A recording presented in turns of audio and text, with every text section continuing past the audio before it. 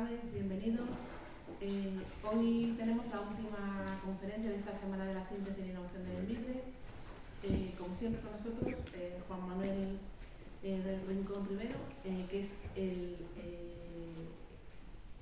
director de la parte de arqueología y paleontología del Museo Alto Bierzo del Envibre. Y contamos también con Carmen Álvarez, que es la ponente de hoy. La conferencia va a ser un recorrido por las cuencas carboníferas españolas. Os cuento un poquito sobre Carmen. Es doctora en geología por la Universidad de Oviedo, especialista en paleobotánica de carbonífero. Es la responsable de las colecciones fósiles y vegetales del INGEMA, del Jardín Botánico de Córdoba. Y sin más, os paso con ella, que va a ser muy interesante todo lo que nos cuente. Gracias.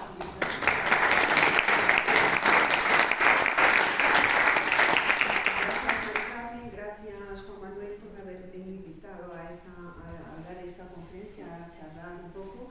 Una vez le di hace meses el título a Juan Manuel, un recorrido por las cuencas carboníferas españolas, me di cuenta que debería haber puesto un recorrido paleobotánico para que no se ofendan el resto de los compañeros paleontólogos, porque las cuencas carboníferas españolas tienen una riqueza paleontológica enorme, no solo paleobotánica. Nosotros nos vamos a limitar al recorrido paleobotánico, a la flora.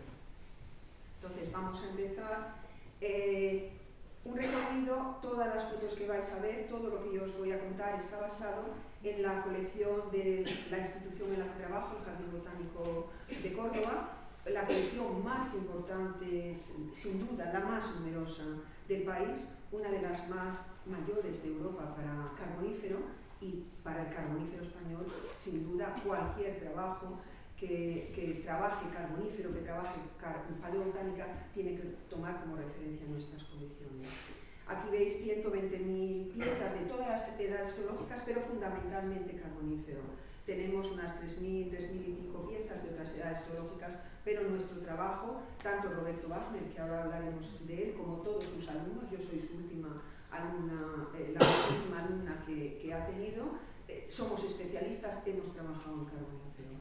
Tenemos fósiles de todas las cuencas y localidades que se conocen actualmente en España. Ahí veis dónde están concentradas esas localidades, esos yacimientos del carbonífero. Veis que la zona en la que estamos, Asturias, León y Palencia, es donde se concentran la mayoría de las cuencas y de localidades del carbonífero con flora.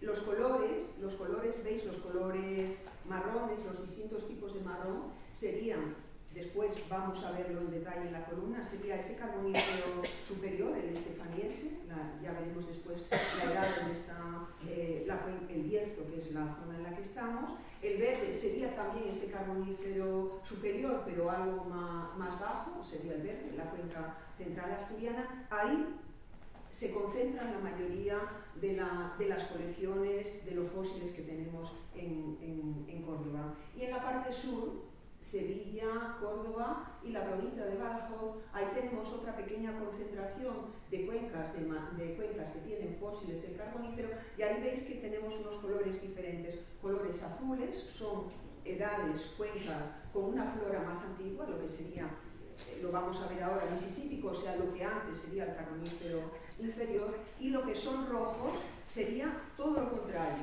Están en principio publicados como pérmico, pero yo pienso que estamos en el estefaniense superior. Incluso una de ellas, Puerto Llano, que es esta cuenca que tenemos ahí un poquito aisladita, vamos a ver que es de la misma, teniendo una flora muy diferente a la que tenemos en el Bierzo Villavicino. Vamos a ver que tiene la misma edad, y os voy a explicar por qué.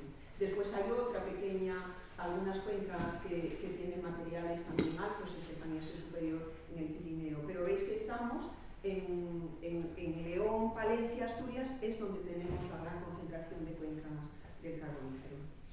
Aquí tenéis en pequeñito, ahora la vamos a desarrollar, la tabla de los tiempos geológicos, la tabla internacional, que ponéis en internet, tabla cronoestratigráfica internacional, y se descarga libremente. El carbonífero nos vamos a centrar ahora en él, pero después veréis que yo soy muy crítica con esta tabla oficial, digamos la tabla oficial, y ahora en un par de minutos os explicaré por qué. y a quién debemos esta riqueza patrimonial que tenemos, aunque esté depositada físicamente en Córdoba. La colección evidentemente es un patrimonio nacional. ¿A quién debemos el oro? ¿Quiénes son? ¿Quiénes fundaron estas colecciones? En octubre di la conferencia inaugural en la reunión anual de la Sociedad Española de Paleontología. Me invitaron a dar la conferencia inaugural y hablaba de las floras de esa Córdoba-Sevilla. Estábamos en Aracena, estábamos en Huelva, entonces me ocupaba de las cuencas andaluzas fundamentalmente y les comentaba que la colección de Córdoba, estamos en un pequeño aniversario, es el 75 aniversario, digamos, de las primeras colecciones. Las primeras colecciones que no fueron generadas o recogidas por Roberto Wagner, sino por su mentor, por su maestro Wilhelm Jommans, que está a su lado. Aquí están los que habéis conocido a Roberto. Esta foto es de 1952 y Roberto ahí tenía 25 años. Un jovencito al lado de su maestro, su mentor. Roberto Wagner fue el último alumno de Wilhelm Jommans, un paleobotánico holandés muy famoso, reconocido, y un poco yo cumplo el mismo modelo. Yo soy su última, yo conocí a Roberto cuando ya era mayor, y yo soy su última alumna también. Entonces Roberto siempre me decía que Jommans era mi abuelo científico, y realmente son mi padre y mi abuelo científico. Entonces simplemente quería poner estas fotografías. La de la izquierda es Roberto con 85 años, un trabajo de campo, que es donde estaba también Juan Manuel. Estábamos en un grupo en esta zona. Sus primeros años he quedado, no sé, un pequeño homenaje. Yo creo que esta conferencia es un pequeño homenaje, debe ser un pequeño homenaje a ellos, porque gracias a ellos son los fundadores del enorme patrimonio del que tenemos que sentirnos orgullosos en España. Entonces volvemos al Carbonífero, vamos a situarnos en el Carbonífero. El Carbonífero es uno de los periodos geológicos del Paleozoico, entre 358 y 298 millones de años. Ahí lo tenéis a vuestra izquierda. 60 millones de años que veis que están divididos en dos grandes bloques. Los colores, la parte inferior, que son los tonos verdes que hemos puesto ahí, que sería el Mississípico, y la parte de los tonos azules, la parte alta, Pensilvánico. Son dos subsistemas que yo estoy segura, digamos, esta división hace pues 10-15 años que se ha introducido en la tabla oficial, y yo estoy segura que si se replanteara ahora serían dos sistemas diferentes. ¿Por qué? Porque la parte inferior del Carbonífero y la parte superior del Carbonífero son realmente diferentes en los materiales que contienen, en los fósiles que contienen. Entonces cuando se empezó a trabajar, se llamó Carbonífero a estos 60 millones de años, pero realmente hoy sabemos que hay una gran diferencia, que podrían ser dos sistemas diferentes, son subsistemas realmente. Si los que ya me habéis oído en otras ocasiones, los que habéis leído algo de Carbonífero, los que habéis leído nuestros trabajos y los de otros paleontólogos, veréis que la mayoría de la gente en los trabajos recientes utiliza esa parte de la izquierda, la tabla oficial, la tabla, los pisos globales. ¿Cuál es el problema de esos pisos globales que veis ahí? Tunesiense, vicense, cercujoviense, basquiriense, moscoviense, casimoviense, queriense. Yo creo que en los últimos trabajos que se han publicado y con materiales vuestros se utiliza esa tabla oficial, porque la mayoría de las revistas obligan a utilizar esa tabla oficial. ¿Cuál es el problema? Los que habéis leído algunos de nuestros trabajos o trabajos antiguos, veréis que nosotros hablamos de namuriense, westfaliense, estefaniense. Utilizamos la tabla de la derecha, los pisos del oeste de Europa que hemos puesto ahí, porque esa es la tabla tradicional. Las divisiones que hacía Jommans, todos los primeros paleobotánicos, durante 150 años trabajaban con esa tabla. Una tabla que hace las divisiones de tiempo en función de los fósiles normalmente vegetales, fundamentalmente vegetales.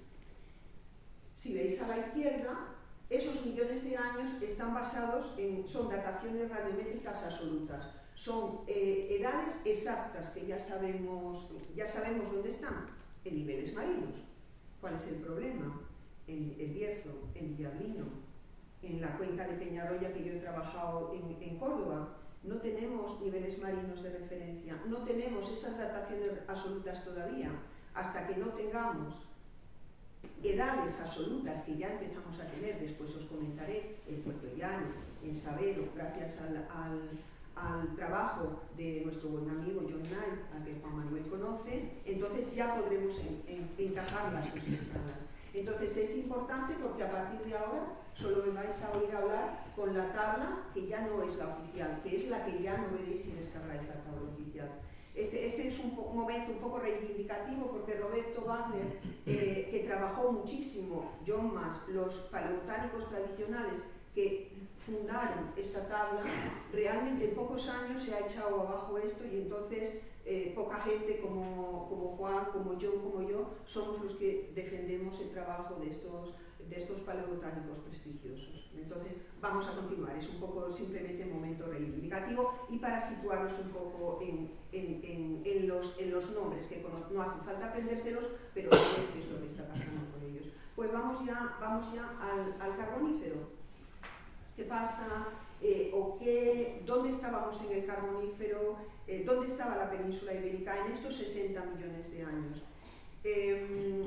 La península ibérica en el carbonífero estaba en el hemisferio sur. Estábamos al sur del Ecuador, porque una cosa que cuando hago charlas, cuando hago visitas con colegios o con asociaciones en nuestras colecciones, un detalle que me gusta contar siempre, porque la gente quiere saber por qué John Mas, por qué Roberto Wagner vinieron a España. Entonces, ¿por qué vino John Mas a España? Evidentemente quería recoger fósiles vegetales, pero ¿por qué los quería recoger? ¿Para qué quería recoger fósiles vegetales? Porque John Mas estaba buscando el Ecuador del carbonífero.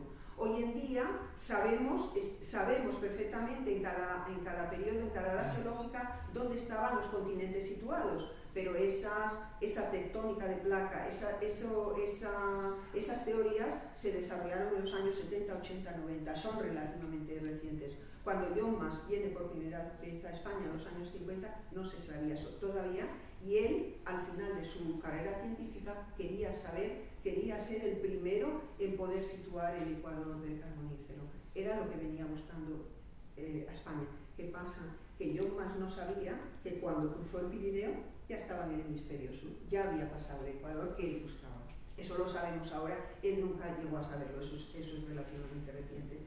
Entonces, ahí tenéis el resumen de la situación. Estábamos en el hemisferio sur, al sur del Ecuador, o sea, una zona tropical, una zona con mucha lluvia, igual que el Ecuador, que los trópicos actuales.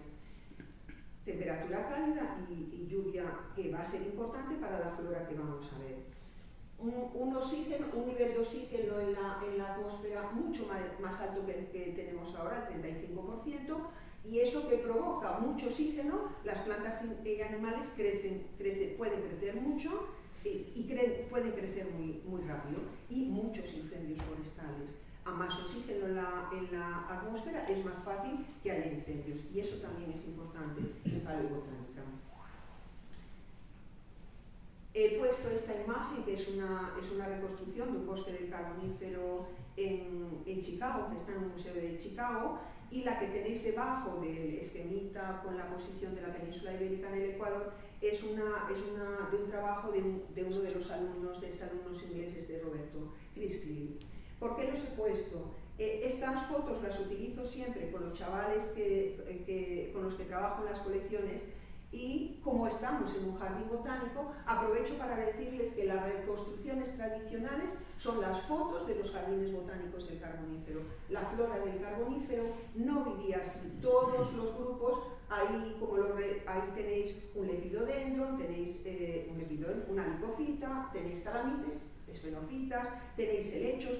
Todos los grupos que conocemos en el carbonífero se mezclaban en estas fotos. Esto no era así, igual que no ocurre ahora. Entonces yo aprovecho para contarles a los chavales que en un jardín botánico podemos tener un olivo, una palmera datilera, un cactus, algo que en la naturaleza nunca iba a vivir junta. lo juntamos en el jardín botánico y le hacemos una foto. Y estas reconstrucciones son las fotos de las reconstrucciones del Carbonífero. Y me hace especial gracia la de mi amigo Chris, que es también un exalumno de Roberto, que parece que el jardinero haya pasado a recortar la flora, que tampoco podía ser así. Además está en primera línea los helechos, que veremos que están cerca de lo que sería un cauce de agua, y esos serían los que vivirían atrás. Cerca del agua vivirían las licofitas y las esfenofitas, que es una de las cosas que me gustaría desarrollar aquí con vosotros. Entonces, he puesto al final, solo fosilizaron una parte muy pequeña de las especies que vivieron.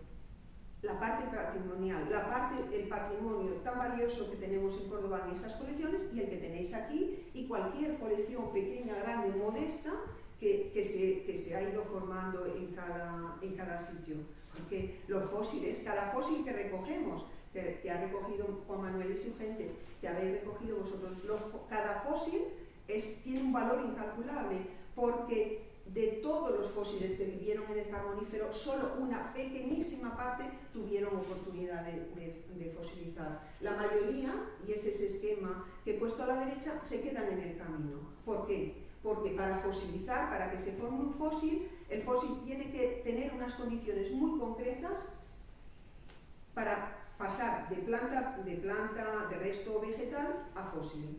En el camino se quedan la mayoría de los restos. Si cae, necesita básico es una pequeña lámina de agua y sedimento que lo entierre. La mayoría de los fósiles van a caer en el suelo del bosque. No hay ni agua, ni hay lámina, ni hay sedimentos que los entierren. Por lo tanto, esa línea ya se va a perder.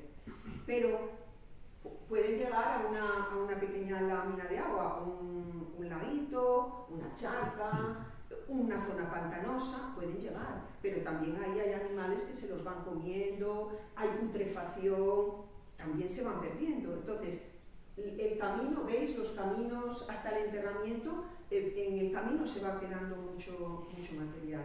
Pero claro, llegamos a la fosilización, pero también hay procesos tectónicos, hay fracturación, hay plegamiento, hay calentamientos, y ahí también, eso destruye fósiles también. Los que realmente llegan a aflorar, los que llegan a formar fósiles y a aflorar en superficie, también los hay. La minería, nosotros todos en nuestras áreas hemos ido recogiendo fósiles, pero una parte mínima, muchos no los ha recogido nadie, se han destruido. O sea que realmente el camino de planta viva en el Carbonífero a fósil que cada uno de nosotros hemos ido recogiendo es un patrimonio. Yo creo que todos los que hemos colaborado a crear pequeñas colecciones cada uno en nuestro sitio, realmente es un valor, estamos haciendo un trabajo importante. Además, los fósiles, las plantas fosilizan de manera muy diferente según el medio en el que se hayan depositado. Los procesos químicos, físicos y químicos que influyan, que estén, el tipo de sedimento y la composición original de la planta. Voy a empezar por la última parte y lo otro lo vamos a ir viendo en diapositivas. La composición es muy fácil, tendrá más posibilidades de llegar a formar fósil. Si lo ponemos con un ejemplo actual, por ejemplo, un cactus, una hoja coriácea, una hoja dura, una hoja resistente, aguantará más en ese camino tan difícil que hemos visto antes para formar un fósil que algo como un perejil, por ejemplo. Un perejil muy fácil, se destruirá antes, tiene menos posibilidades de fosilizar. Entonces, eso va a influir en los fósiles que después vamos a ir viendo en cada una de las cuentas. Entonces, tenemos diferentes, yo los he resumido en 3 grandes bloques de tipos de fósiles vegetales que vamos a ir viendo un poco. Impresiones y compresiones. Impresiones y compresiones. Las compresiones sería la materia, la planta original, convertida, vamos a decirlo coloquialmente, en una laminita de carbón. Esa es la compresión. comprimida, evidentemente, y modificada. No vamos a entrar en el detalle de los procesos, pero con quedarnos que la compresión es en la planta original, la materia orgánica, un poquito evidente con menor tamaño, es un carbón, esas serían las compresiones. Y las impresiones sería simplemente la huella que dejan en el sedimento los fósiles. Lo vamos a ver con este ejemplo. Tenemos a la derecha, veis el negro, es la planta original, es una compresión, es una materia, es una pequeña lámina de carbón que era la hoja original. Está un poquito, la foto tiene tiene diferente ángulo, pero veis que es el mismo ejemplar. La compresión, la verdadera planta está a la derecha y la huella que dejó en el sedimento cuando levantamos la compresión, la planta verdadera, sería la impresión. Juntas, cuando las encontramos juntas, las llamamos adpresiones. Compresiones, impresiones son uno de los tipos de fósiles más frecuentes en las cuencas españolas. En otros países no será el caso. Aquí he puesto un esquema muy sencillito para que veáis un poco cómo se forma el corte transversal en verde. Sería un corte de una hoja, por ejemplo, un poquito aplastada y comprimida y con una serie de cambios que no vamos a entrar en ellos. Sería la compresión, el fósil en forma de compresión, y cuando la partimos podemos partir a los dos lados materia orgánica, o podemos encontrar, como hemos visto, materia orgánica en un lado, aquí vemos las dos. Evidentemente en la otra parte de este fósil, lo que aquí está en impresión, en la otra pieza estaría como compresión y viceversa. Cuando encontramos compresiones, lo negro, impresiones, simplemente la huella, las encontramos juntas, las llamamos adpresiones. Y la otra de los factores que influían en la formación de fósiles, os decía que era el tipo de sedimento en el que fosiliza la planta. Veis, a la izquierda tenemos, las tres fotos son el mismo género, es un lepidodendron. No es la misma especie, pero es el mismo género. Si os fijáis a la izquierda, es un fragmentillo. Bueno, tenéis la escala, las rayitas que pongo siempre son un centímetro, para que os hagáis idea del aumento que tiene. Entonces, veis que tiene el fragmento, el Lepidodendron auriculeatum de la izquierda, tiene un detalle fabuloso. Se ve la inserción de la hoja, los puntitos que son la salida de los canales aeríferos, se ve todo el detalle. El mismo género, en las fotos de la derecha, no tiene apenas detalle. ¿Por qué? Porque veis el grano de la roca que ha fosilizado en un sedimento de grano muy grueso. No puede dar fósiles, digamos, de calidad o con tanto detalle. Aquí tenemos unos fósiles en grano muy fino. Veis las escalas que tenemos, están todas muy aumentadas, son unos helechos muy chiquitines, y veis el detalle que tienen todos. ¿Por qué? Porque el grano de la roca es finísimo, se ve la nerviación claramente, y veis que esta que tenéis a la derecha está súper aumentada. Es un fósil chiquitín con un detalle de nerviación impresionante. ¿Por qué? Porque el tamaño del grano del sedimento influye en el tipo de fósiles que tenemos. Tenemos otros helechos aquí y veis que el grano, es que se ve el grano es impresionante, es un grano grueso y el fósil no tiene el detalle que tenían los anteriores. No vemos los contornos, intuimos que la derecha hay esporangios, pero no podemos llegar a más. ¿Por qué? Por el grano de la roca. Entonces, pasamos al segundo gran grupo de fósiles que tenemos en las cuencas españolas, que son los moldes internos y externos.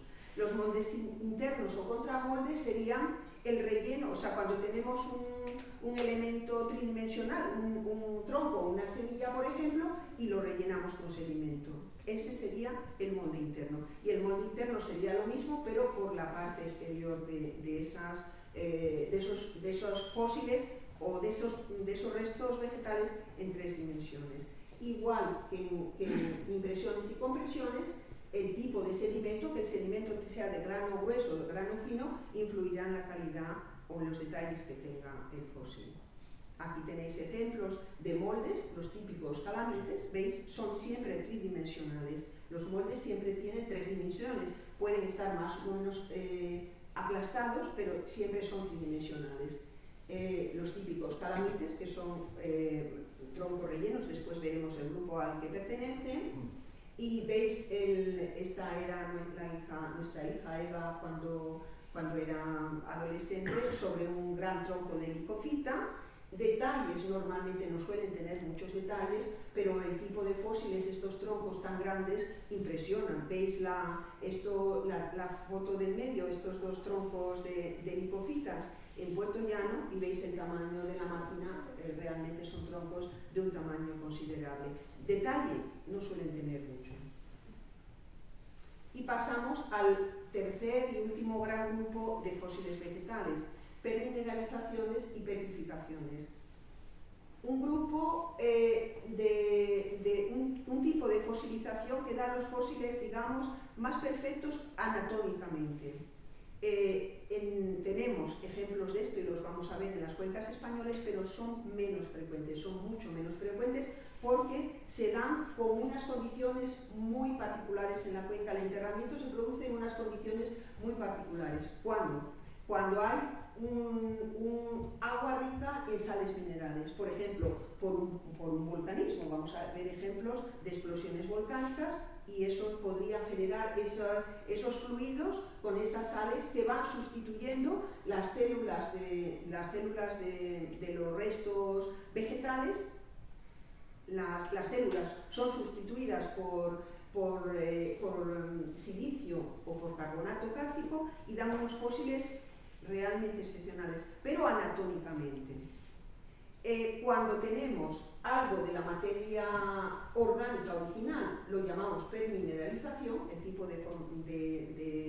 el proceso de formación es el mismo, y cuando no hay nada de materia orgánica, petrificación. Y vamos ahora con los ejemplos. Veis aquí, a la derecha, tenemos ejemplos de petrificaciones, y el pequeñito a la izquierda también sería no hay materia orgánica. Y veis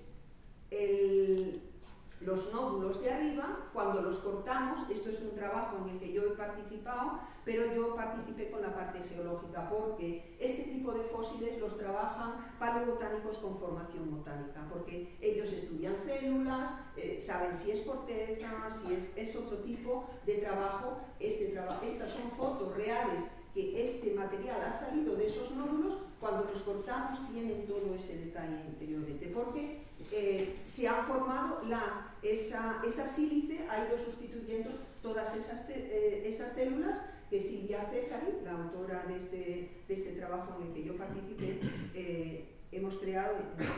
Hemos descrito una nueva especie, y hemos estudiado un género que no estaba todavía registrado en España. A la izquierda, ¿qué vemos? Vemos permineralizaciones. ¿Por qué? Porque hay todavía materia orgánica. Veis arriba, este es un corte de un Omphalofloios que vamos a ver en la conferencia. Vamos a hablar de Omphalofloios más veces. Tenemos esporangios. Veis la estela. Realmente el detalle de este tipo de fósiles es fabuloso. Realmente es fabuloso. Grandes grupos de plantas en el Carbonífero. Licofitas que hemos visto que son las plantas vasculares sin semillas. Todo el mundo asocia licofitas, sigillaria, lepidodendro. Todos conocemos esos grandes grupos. Y era el grupo que dominaba la flora en el Carbonífero. Tenéis aquí ejemplos de sigillarias, la corteza, los grandes troncos. Voy a pasar rápido porque creo que no quiero pasarme del tiempo. ¿Qué pasa con las licofitas? Hemos dicho que eran un grupo que las licofitas necesitan agua para vivir. El Carbonífero estábamos en una zona tropical con buena temperatura, temperaturas medias altas y mucha agua. O sea, las licofitas vivían felices en el Carbonífero. Era el grupo que dominaba.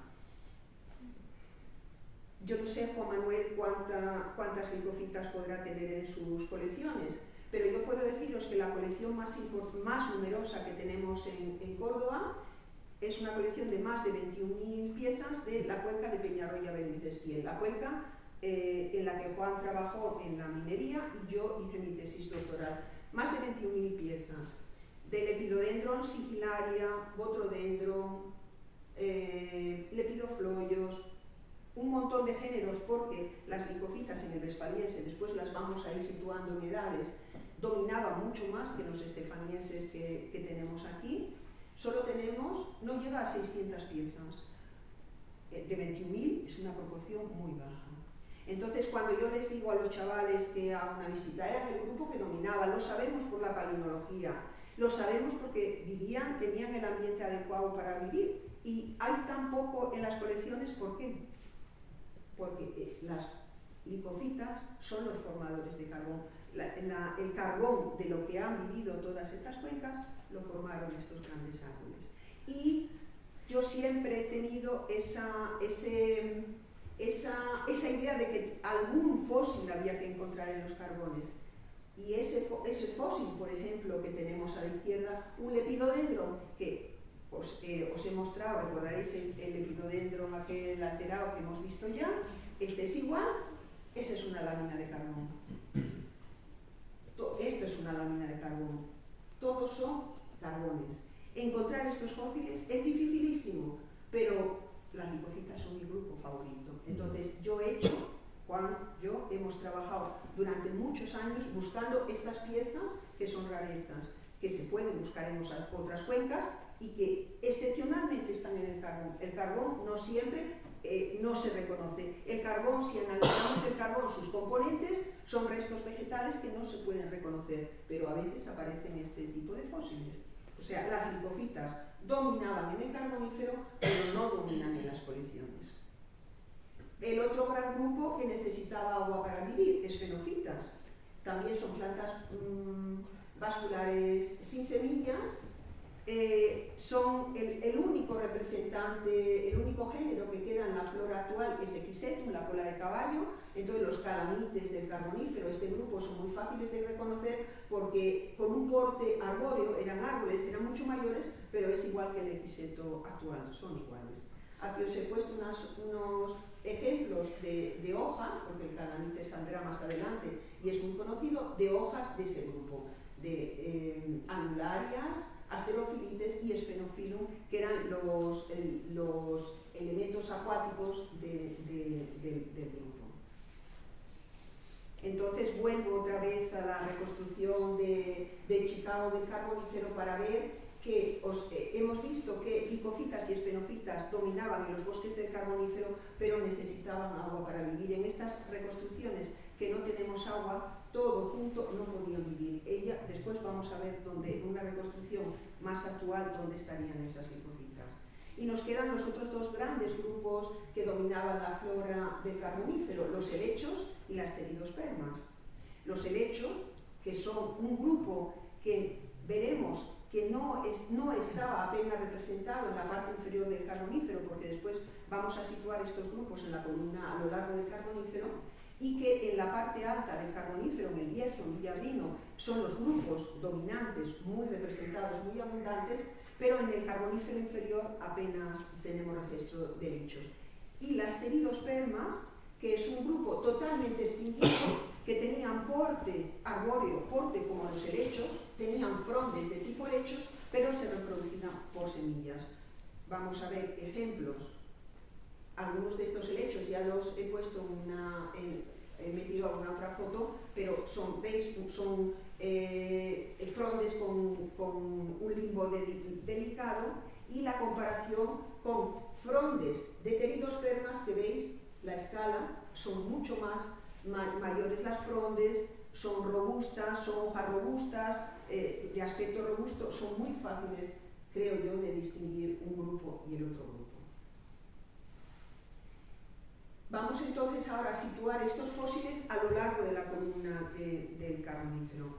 Vamos a empezar habíamos dicho que la parte inferior del Carbonífero, todos esos tonos verdes, lo que sería el Mississípico, porque en la columna Mississípico y Pensilvánico, las dos grandes divisiones sí valdrían también para la escala que nosotros utilizamos, la escala que utilizaba Roberto, Jormans o los paleobotánicos tradicionales.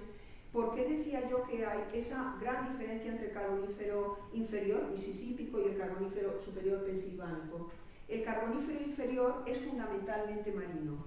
Por eso, apenas tenemos fósiles en la cordillera Cantábrica. Habéis visto, empecé diciendo que apenas había fósiles del Carbonífero inferior. Estaban todos en la parte de Córdoba y Sevilla y Badajoz. Era fundamentalmente marino. Los fósiles que vamos a encontrar en el Carbonífero inferior, en el Mississípico, son fósiles marinos. Un clima más frío. La península ibérica estaba en el sur estaba al sur del Ecuador, pero un poquito más alejada de la zona tropical. El clima era más frío en el Carbonífero y la flora estaba menos diversificada. Vamos a ver ejemplos para esa parte inferior del Carbonífero, todos ellos evidentemente de la parte sur de España. Cerrón el Hornillo, que está en la provincia de Sevilla, Valinfierno y Baraljarafe, que están en Córdoba, y Guadiato, que está en la provincia de Córdoba también. ¿Cómo era esa flora del Carbonífero inferior? No vamos a entrar en nombres, en detalles, diré algunos nombres genéricos porque creo que tiene interés, pero no vamos a entrar al detalle de especies porque yo creo que es mucho más útil centrarnos en los grupos, esos cuatro grandes grupos, cuáles dominaron en cada una de las edades. La flora del Carbonífero inferior era muy pobre. No tenemos las listas tan grandes que podamos tener en el Estefaniense, en Bierzo, en Villablino, en Savedo. En el Carbonífero inferior la flora era mucho más pobre.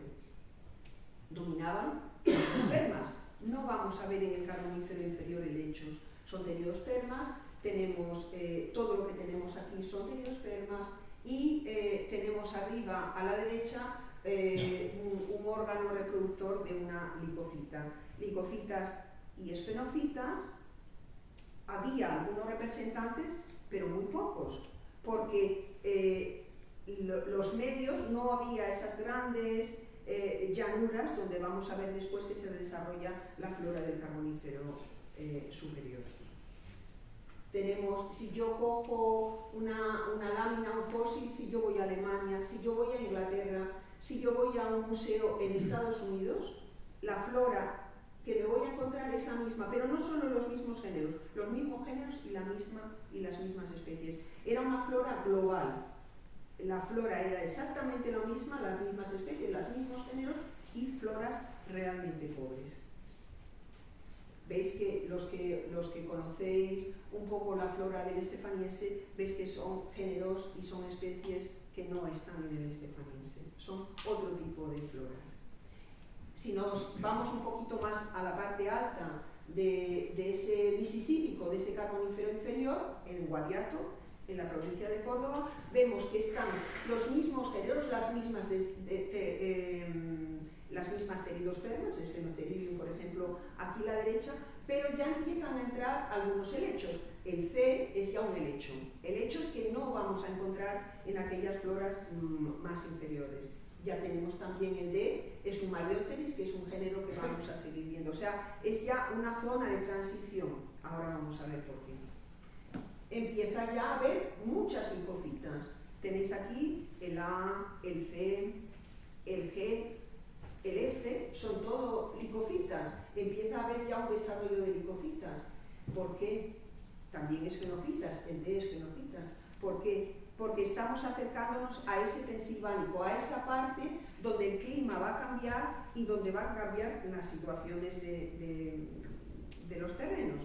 Ahora lo vamos a ver. Entramos en el Westfaliense. El Westfaliense estaríamos ya en ese pensilvánico, vamos a decir, en ese Carbonífero superior. ¿Qué ha pasado aquí? ¿Qué diferencia hay entre el Carbonífero inferior, que hemos visto que era muy pobre, unas floras todavía poco evolucionadas, y lo que vamos a ver ahora en este pensilvánico y este Carbonífero superior? estamos en un momento de glaciación. Se está formando el casquete polar, el casquete en el polo sur está creciendo, y eso significa que baja el nivel del mar. Baja el nivel del mar, y en la zona tropical, ecuatorial, donde estaba la península ibérica, donde estaban todas las cuencas que ahora en Alemania, Inglaterra, Francia, quedan muchos, el mar se retira porque el agua se va a los polos, a los casquetes polares, y quedan muchas zonas que estaban cubiertas por el mar y ahora ya no lo van a estar. Son tierras que van a poder ser colonizadas por la flora, y por eso la flora va a tener un gran desarrollo. La flora es tan diferente en el Carbonífero inferior, en el Mississípico, y en el superior, en el Pensilvánico. Para ejemplos de Carbonífero superior, pero digamos más inferior, el Westfaliense, la zona en la que yo trabajo, mi zona de confort, vamos a ver Peñarroya del Mecestiel, que es la zona es la cuenca en la que yo he hecho mi tesis, y la cuenca carbonífera central asturiana. Simplemente unos ejemplos de flora de estas cuencas para ver que lo que dominaba en la flora de los westfalienses son las pteridospermas, aquellos helechos con semillas, falsos helechos que decíamos que se reproducían por semillas, y también un poco para ver que hay géneros que se van a mantener en el estefaniense, como el Aletopteris que vemos en F. No son las mismas especies que tenemos en el estefaniense, pero sí ya son los mismos géneros, pero hay otros géneros como el que tenemos en A, por ejemplo, Lochopteris, otra pteridosperma, una pteridosperma muy característica del westfaliense inferior, pero que no vamos a tener después. Tenemos Mariopteris, por ejemplo, en el B, Mariopteris muricata, es una especie relativamente frecuente en la cuenca que yo he trabajado, y os he puesto también esta pteridosperma que tenemos en E, que es una especie introducida por Roberto Wagner, Neuropteris guadiatensis. Seguimos con flora de mi tesis doctoral, Sphenophyllum, Annularia, géneros que evidentemente teníamos ya en el Carbonífero inferior y que vamos a tener también en el Carbonífero superior, y veis en B y en los westfalienses ya empieza a haber helechos, hay relativamente un buen número de helechos, pero no en tanta proporción como vamos a ver después en el estefaniense, y el resto son ejemplos de otras pteridospermas características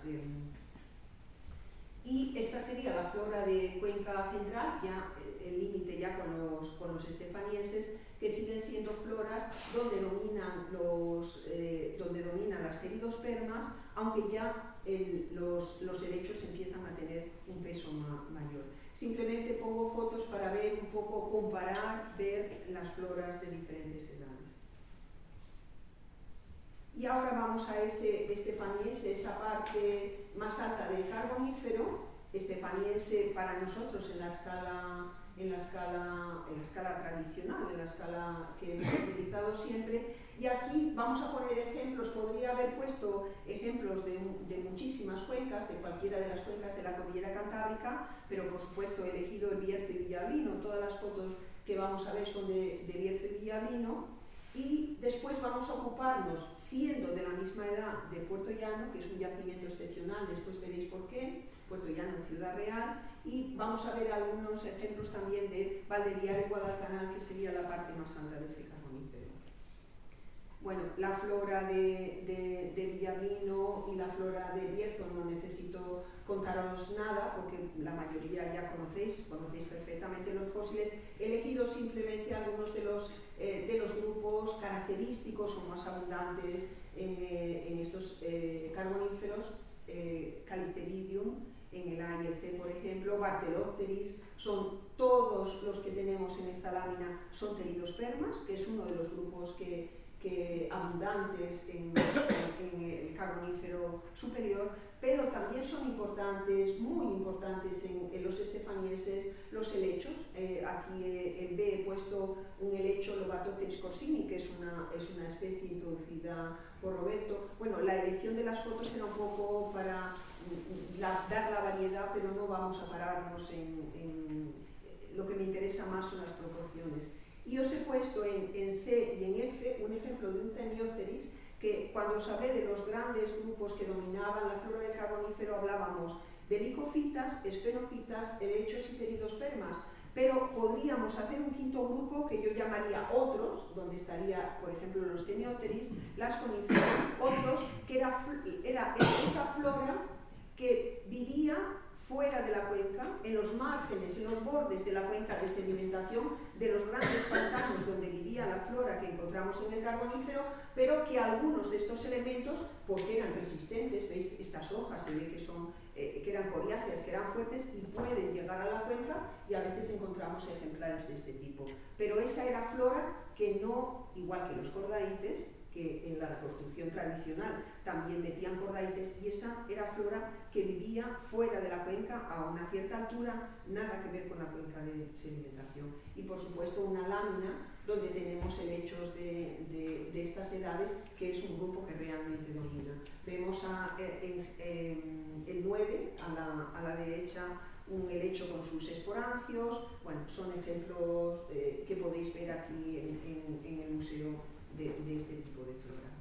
Porque me vais a permitir que dedique un poquito de tiempo a una flora que sabemos que es de la misma edad que el Bierzo, Iría-Brino y Sabero, pero que es una flora muy diferente. La Pompeya paleobotánica y una reconstrucción que, bueno, yo haría modificaciones, que la hemos hecho ya hace 20 años, yo haría algún tipo de modificación, pero que refleja más ese ambiente que era esa foto de lo que sería una cuenca carbonífera, de la flora carbonífera. Las licofitas y las esfenofitas tienen sus raíces, están en el agua, y los helechos están un poquito apartados, están en otras zonas. Y al fondo del volcán, porque lo que diferencian los fósiles de Puerto Llano, lo que ha hecho de Puerto Llano una cuenca excepcional en paleobotánica, es precisamente el volcanismo. Y entonces, me vais a permitir, vamos a ver un corto vídeo de un proceso actual en geología. Trabajamos siempre con el principio del actualismo. Lo que estamos viendo ahora es lo mismo que ha ocurrido en el pasado. Entonces, ¿qué es el proceso que formó los fósiles de Puerto Llano, los famosos onfalofloios puertollaneses? Los flujos piroclásticos son uno de los peligros volcánicos más mortales. Estos se mueven rápidamente como avalanchas de rocas calientes, ceniza y gas que descienden por las laderas de un volcán y en los valles circundantes. Incluso pueden subir colinas. Estos flujos pueden alcanzar decenas de kilómetros por hora. A su paso, estos fenómenos pueden arrasar con todo. Otra característica de estos flujos es que son extremadamente calientes, haciéndolos letales para todo ser vivo que se encuentre en el área de influencia directa. Entonces, este proceso, que es el mismo proceso que ocurrió en Pompeya fosilizó dos ciudades, en Puerto Llano fosilizó un bosque del Carbonífero, por eso Roberto lo llamó la Pompeya paleobotánica. Por cierto, un nombre que después ya le han copiado varias veces. Hay una Pompeya en Mongolia, en fin. ¿Qué hacen? ¿Cuál es el proceso actual? El flujo piroclástico que hemos visto es de un volcán en Centroamérica, y esto son fotos después de la explosión de los flujos piroclásticos en el monte Santa Elena, que sabes que está en Washington, en Estados Unidos, que explosionó en 1980. Estos son fotos, si os fijáis, en esta foto central hay una zona, digamos que los flujos, esos que hemos visto en el anterior, pasaron con más fuerza y arrasaron todo. Vemos solamente los tocones de lo que era el bosque, pero a los lados, evidentemente, volcó los árboles, pero se quedaron ahí en el suelo. Hay otros de pie. Bueno, pues esto es lo que estamos viendo en Puerto Llano, pero en Puerto Llano y en Biar, que es otra cuenca en Sevilla, también formada por volcanismo, y aquí vemos estos troncos, concretamente es de Biar, esos troncos que veíamos aquí, volcados, pues nos encontramos, los fosiliza, ¿veis? Esto es una petrificación, los flujos han rellenado, y esto, si hacemos láminas, que las hemos hecho, Uno de ellos está en una exposición en un centro de interpretación en la Sierra Norte de Sevilla, y allí tenéis un detallito. Ese centímetro no está muy aumentado, pero veis las células que se formaron. Es un ejemplo característico de una petrificación, uno de esos fósiles, tipos de fosilizaciones especiales que os decía. Y la parte central, donde arrasó con todo, veis ahí esa base, ese tocón, veis el martillo de escala, correspondería a esa parte central donde los flujos se llevaron por delante todo y solamente dejaron las bases. ¿Qué ha fosilizado estos? En Puerto Llano tenemos varios niveles volcánicos, no solo la Pompeya paleobotánica, la llamamos a 2 de estos niveles, pero hay muchos más niveles que han conservado fósiles muy diferentes. Entonces, gracias a esto, Roberto ha hecho esta reconstrucción que está en nuestro museo, en el Museo de Córdoba, de este Onfalofloios.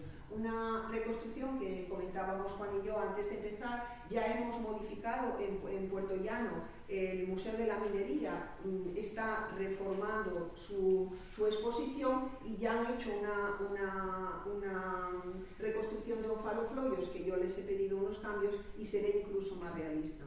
Pero no nos pareció apropiado, sin haber inaugurado el museo, ponerla aquí. Pero hay una reconstrucción de este árbol, que es el árbol que dominaba en ese bosque que los flujos, el volcán, se llevó por delante, y que ha hecho famoso Puerto Llano en la literatura paleobotánica. Veis a la izquierda el tronco. Los troncos es una licofita, es una isoetano. Veis el tronco y veis los ápices fértiles, que los tenemos en el resto de las fotos.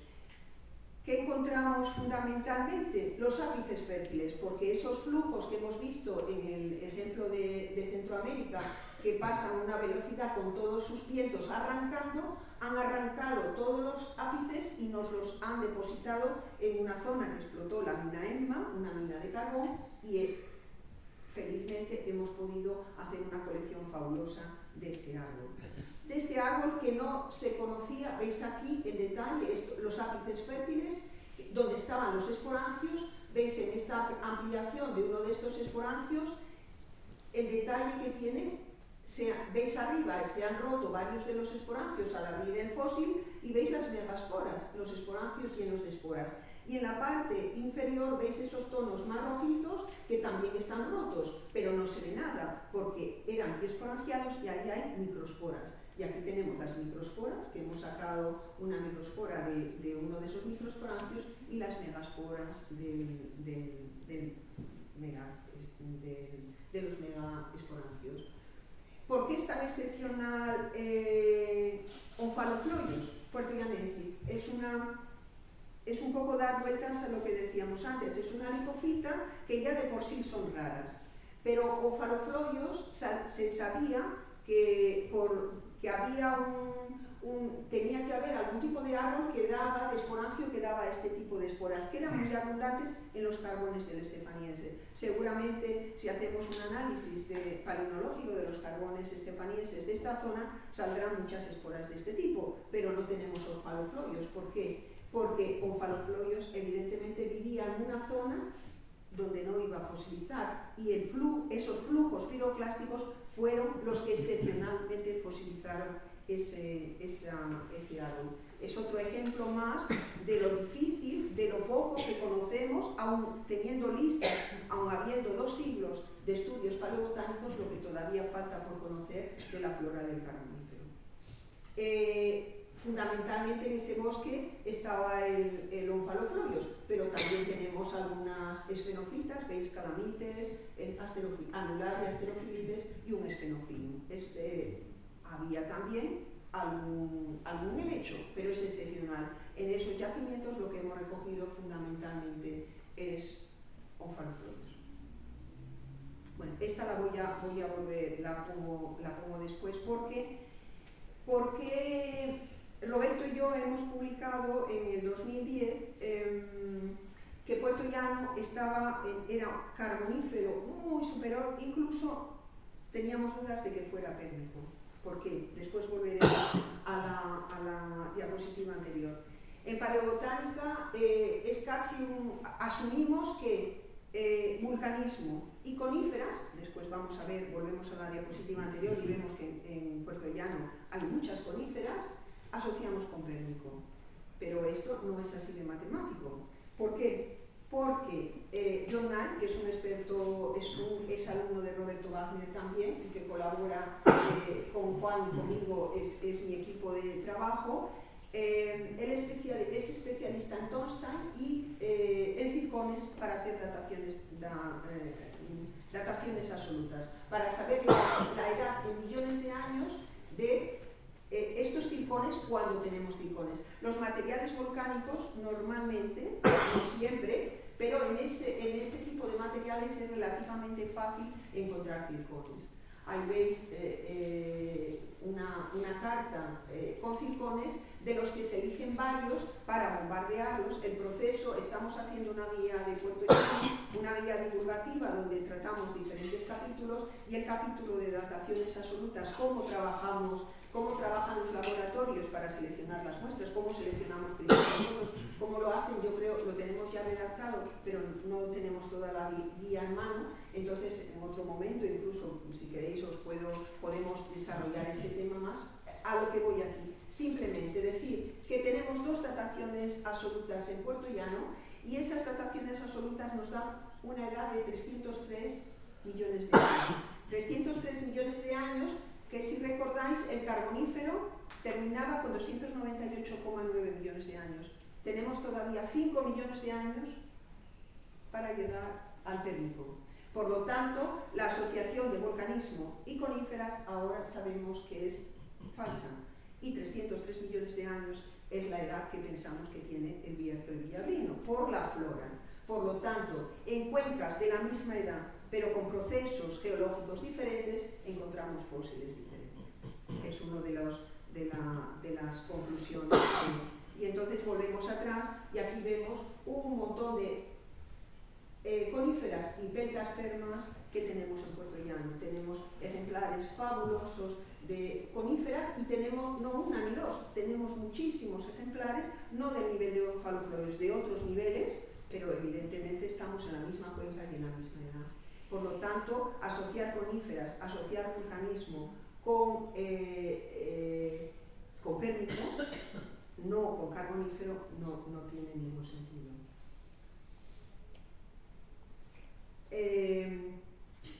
Valdeviar, Guadalcanal, que era la parte, digamos, que son también cuencas con vulcanismo, pero no he puesto, he quitado pues, quería acabar con esas coníferas y esas coníferas de Valdeviar y Guadalcanal, pero por el motivo que sea no tengo la diapositiva.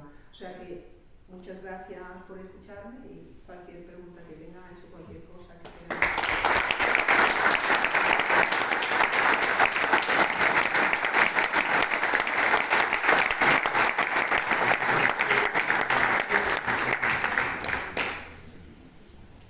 ¿Alguna pregunta que queráis hacer a Carmen, por favor? Sí, yo iba a preguntar, los circones con los que habéis hecho las dataciones, ¿de qué tipo de roca? Es que de esos flujos piroclásticos, del material de los onfaloflorios. Sí. Es un proceso, realmente Juan y yo hemos aprendido un montón con John de cómo se preparan los circones. El análisis lo hace en laboratorios especializados, evidentemente. John buscamos el material, bueno, en Puerto Llano es fácil, es un material volcánico y canta que hay circones, lo vemos, no hay ningún problema. John tritura las muestras, ve que hay circones bien cristalizados, hace algunas láminas, y después ya nosotros todas las dataciones que hemos hecho las hemos hecho en un laboratorio en Vancouver, en Canadá. Evidentemente son especialistas que bombardean los circones. Hay un proceso de preparación que comentó en el capítulo que tenemos de la guía divulgativa de Puerto Llano. Hemos tratado de contarlo a nivel divulgativo, yo creo que era un capítulo bonito, y hacen esas cartas de circones, se eligen Los que están bien cristalizados, los que no están rotos, los bombardean, tienen que bombardearlos al núcleo y entonces saben, es la relación de pérdida de uranio, el uranio inicial pasa a plomo y según el balance entre el uranio y el plomo, ahí se puede saber la edad que hay. Tenemos dataciones en Puerto Llano, que no las tenemos, aunque las tenemos desde hace años, no las habíamos publicado, ahora las hemos enviado para publicar el trabajo científico, no el trabajo de divulgación donde contamos cómo se hace el proceso, y también tenemos dataciones en Sabero y en Figuera Matallana, por eso sabemos que son esa misma edad, que estamos manejándonos en el mismo rango de 302 con mucho a 303 millones de años, que sería la edad de toda esta franja. Pensamos que es la edad de toda la franja por la flora de Bierzo, Villamino, Sabero, La Magdalena, Piñera y evidentemente Puerto Llano, que nos da la clave para comparar cómo una misma edad puede darnos fósiles tan diferentes por el proceso que los ha formado. Muchas gracias. Sí. ¿Influye más ese proceso geológico o el regionalismo el proceso geológico de formar distintas especies? No, las especies, vamos a ver, las especies están ahí. Sí, bueno, las que se encuentran. Las que se encuentran. No es el proceso, es que es la oportunidad que tengan de llegar a la cuenca, al sitio donde van a fosilizar. Vamos. Bueno, me refiero a que Artay decía que como esta región estaba aislada geográficamente por valles y montañas, encontraba taxones entomológicos distintos a otras regiones. Entonces ahí había más influencia regional que con el proceso geológico. Mira, pero eso, ahí yo tengo que discrepar cuando no está Artay aquí, no podemos comentarlo con él, pero hay los alumnos de Roberto Wagner, o sea, yo, Juan y yo, la gente que continúa el legado de Roberto Wagner tenía una idea de una gran cuenca, o sea, de una relación de gran cuenca que sería todo el cinturón que hemos visto de Bierzo, Villamino, Sabero, o sea, toda esa franja, una gran zona costera con el mismo tipo de flora, y la flora es la misma. Nosotros no queremos que haya barreras geográficas. Era lo mismo cuando yo empecé a estudiar la flora de Peñarroya, había publicado que había una gran barrera geográfica, lo mismo para Guadalcanal, grandes montañas, y nosotros no podemos confirmar eso con la flora. La flora es la misma. La flora es una flora de tipo costero, pero todo, en Bierzo, Villamino, Sabero, es la misma flora. Entonces nosotros no creemos en barreras geográficas ni aislamiento. Para nosotros era todo la misma franja, franjas costeras, porque nosotros no estamos viendo como en Puerto Llano. En Puerto Llano tenemos peces, es otra ese vulcanismo ha hecho que fosilizara una parte o una zona de la cuenca que normalmente no iba a fosilizar. Aquí nosotros pensamos que tenemos el mismo modelo, digo aquí, en Bierzo, en Villarino, en la Cantábrica, tenemos los mismos modelos. El mar no estaba muy alejado de estas floras, de estas cuencas que estamos viendo, pero no es lo que ha fosilizado, lo que estamos viendo no es esa parte.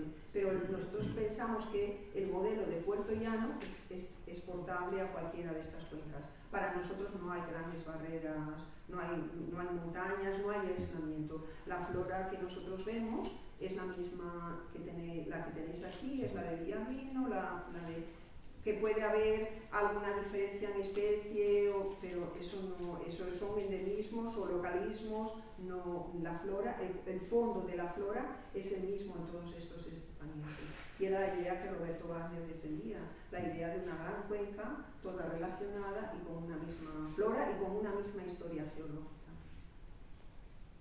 Pero vamos, siento no poder concretarte más porque realmente no he leído lo que eso particularmente, no he leído lo que han publicado concretamente. Digo que puede ser que los insectos a lo mejor evolucionaban más rápido en menos tiempo, y entonces en menos tiempo en una zona concreta le hace Eso, pensar bueno, eso ya no sé decir, eso que igual las no sé. plantas son más constantes. No sé, no sé. Si me permites un momento, vamos a ver. En esa época del Estefaniense, toda la cordillera varisca estaba denudada completamente. No había grandes relieves ya. Y todas las cuencas estefanienses están relacionadas con rejuegos de fracturas. Todas. Yo he estudiado y hemos estudiado bastantes. Yo también he trabajado en otras, independientemente antes con Carmen. Rejuegos de fracturas, de estructuras previas, pero con la base totalmente arrasada ya. O sea, toda la cordillera varisca, que era enorme, que se habla de que era incluso tan o más grande que el Himalaya, una cordillera bestial, esa ya estaba totalmente erosionada. Y de hecho, cuencas como la de Villablino está situada sobre 3 zonas geotectónicas. Está situada sobre el antiforme del Narcea, discordante, está situada sobre con la parte de la zona cantábrica y está situada otra parte, la parte oeste, sobre la zona asturo-occidental leonesa. O sea, está totalmente situada sobre 3 zonas que en la cordillera original estaban totalmente estructuradas. Eso sería imposible. ¿Sí?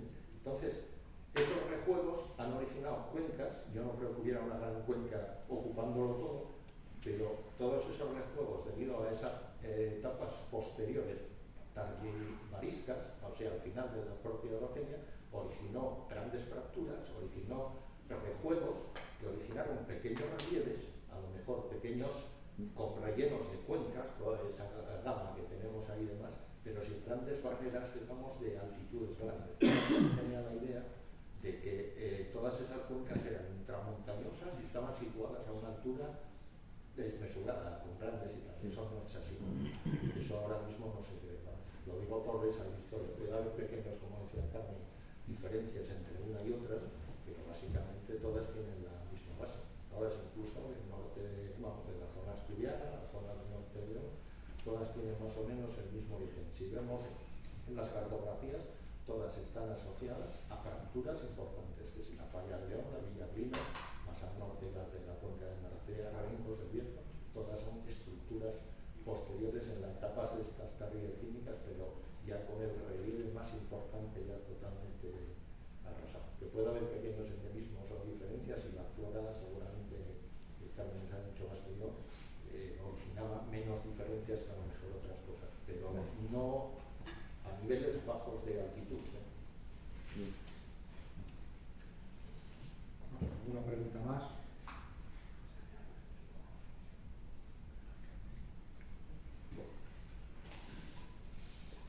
Bueno, pues agradecemos a todos su asistencia por venir a esta última conferencia de esta Semana de la Ciencia. Agradecemos a Carmen por estar aquí y darnos esta magnífica conferencia que ha dado. Y ahora le paso el testigo a Romina, que ya es la vicepresidenta de la Asociación de la Cuenca Azul y va a ser la que haga el sorteo de las piezas que tenemos ahí.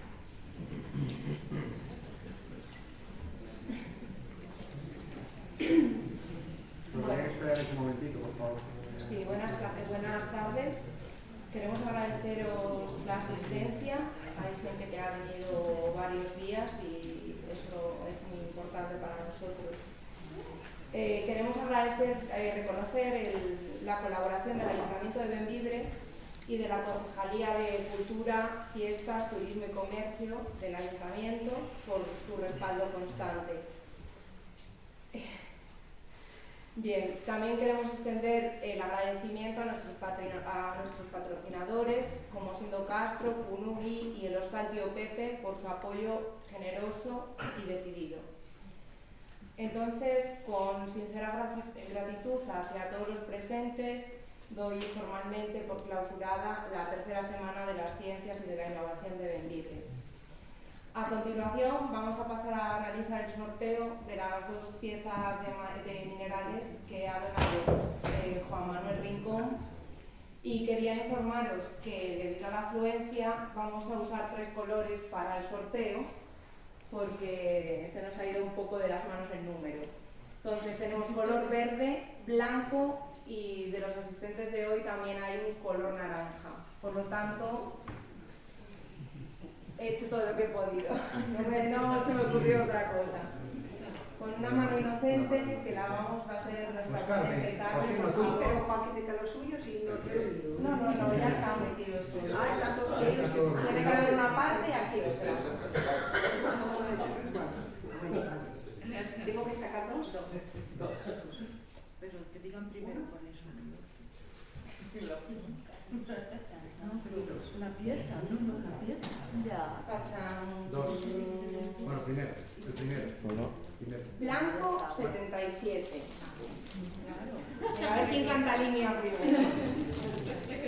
El blanco Sí, 77. Blanco 77. Enhorabuena, Agustín. ¿Quién? Ah, Nuestra visitadera.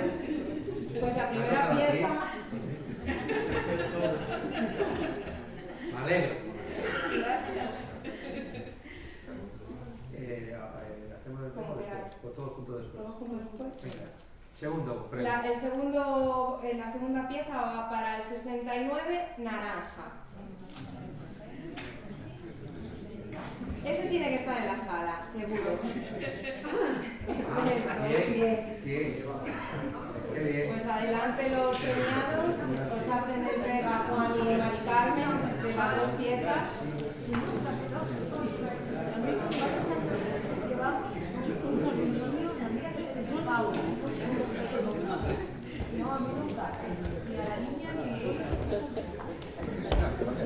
He dicho naranja, pero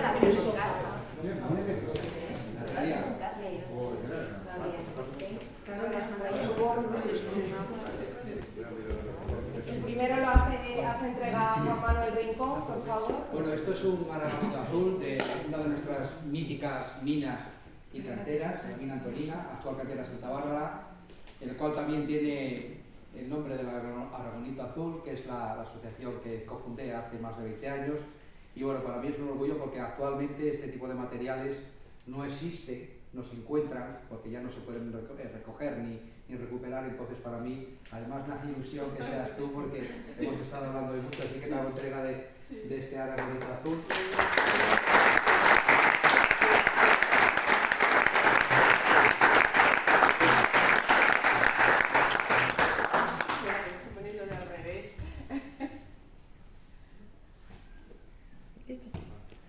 Espero que hayáis traído la maleta bastante grande.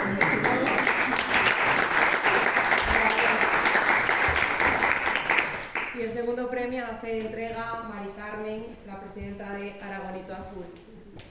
Bueno, es una pieza de ambas aguas, de la que damos entrega. Es un yacimiento mítico a nivel coleccionístico, está en la zona de La Rioja, y desde luego estas son piezas que son muy valoradas a nivel coleccionístico y de alto valor, también algunas de ellas económicas. Así que está restaurada por mí, ha sido una recuperación en Madrid y bueno, espero que te guste y que te la guardes con cariño. Muchas gracias.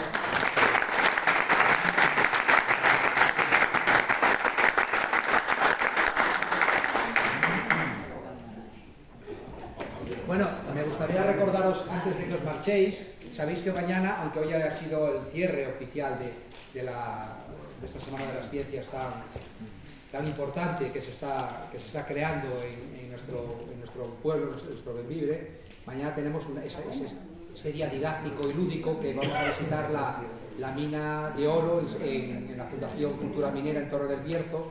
Todavía estáis a tiempo, algunos de los que estáis aquí, si queréis apuntaros, para que Romina tome nota de los que vais a ir, a mayores, de los que ya están inscritos para mañana.